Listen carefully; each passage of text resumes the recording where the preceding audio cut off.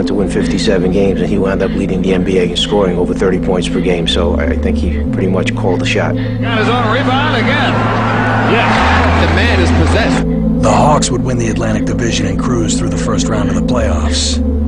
Atlanta would have to play the defending champion Boston Celtics to move on. The Atlanta Hawks just will not surrender to the favored Boston Celtics.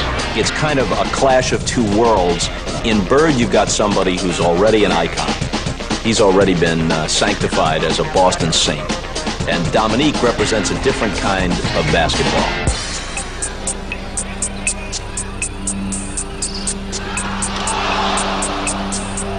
The frenetic Hawks, led by the Freakazoid, had old-school Boston by the throat. Up 3-2 in the best-of-7 series. All Atlanta has to do is go down to Atlanta and close the series out. We blew the opportunity. Johnson to Bird, high arc, yes. Lost them, I think, in the last 10 seconds of that game. Livingston, no. Boston has won the game. Number 21 would need a win in historic Boston Garden for a shot at the title.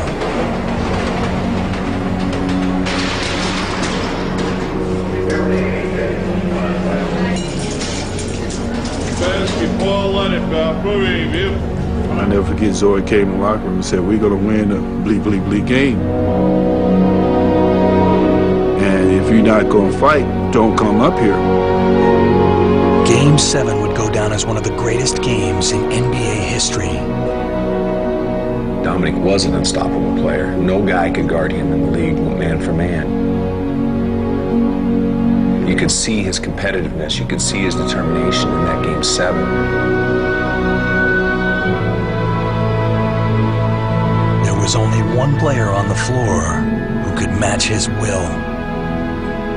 End of the third, Kevin Willis came over to me and said, "Don't let this son of a gun score anymore." Bird's eyes got this big. I looked at Kevin, "What are you doing?" And from that point, it was a shooting match. Wilkins, Bird snaps free, comes up with a shot. Dominique, Bird comes free. Dominique had 47 points, but he was denied a final chance at 50. There's 5 seconds left for the miracle.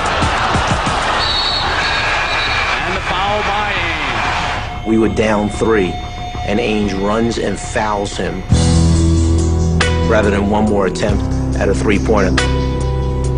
That's how hot he was. That's how much he was in that zone. Ainge feared he might make a 3 and tie the game. He will quite obviously miss the second one. The miss, that's it. He had brought the Hawks within seconds of advancing to the Eastern Conference Finals.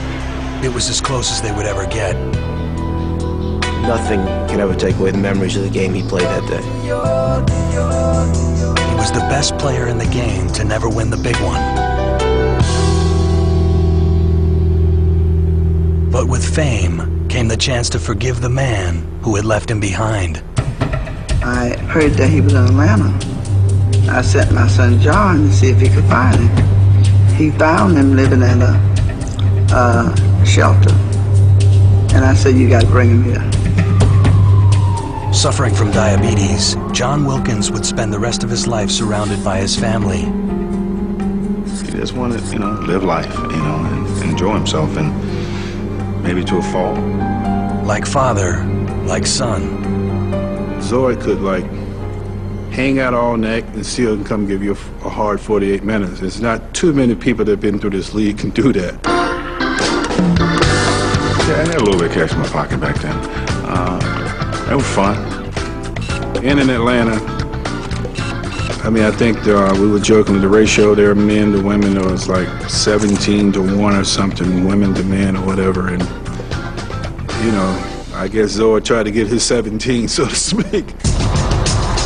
By 91, he had fathered 2 daughters out of wedlock. One of the women would later accuse him of sexual battery. Everything that glitter isn't gold. And when you think you really know people or know a person, you really don't. Her complaint was thrown out, but she wasn't the only one to take him to court. His first agent, Jack Manton, sued Dominique, trying to reclaim money loaned to Wilkins during his days at Georgia. Dominique eventually settled the case without an NCAA investigation for $43,000. I think he got caught up into college athletics at a time where nobody cared. Dominique, like his dad, would find himself at odds with his family. They're a very strong family, very tight-knit family. They want what's best for him, for sure, even though they may go about it in strange ways. Being that close is like, okay, you're taking him away from us. I was devastated, you know. He was my son that would die for me. And now I can't come to his house.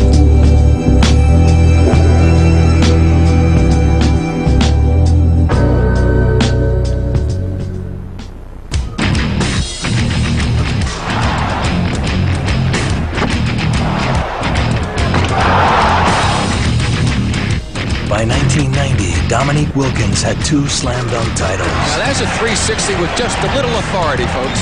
But he didn't have a ring. Instead, he had a reputation as an individual artist in a team game.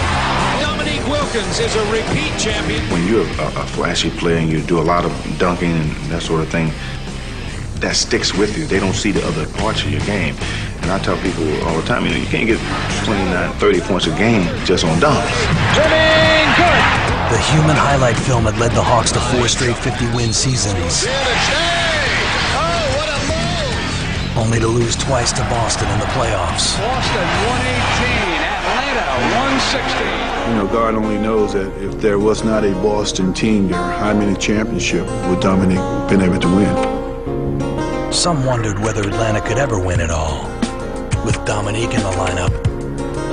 When he is the man, the guy that has to get up 22, 24, 25 shots a night, other people might look at it and say, this guy doesn't want to give the ball up, this guy doesn't want to share. January 28th, 1992. Dominique needs 33 points to top 20,000 for his career. But the crowning moment of a decade of dominance would have to wait. Dominique Twisted the ankle. I think somebody hit me or kicked me. I turned around and think, who kicked me? I turned around, no one was there. But he's in a lot of pain, Dominique. Nursing the ankle and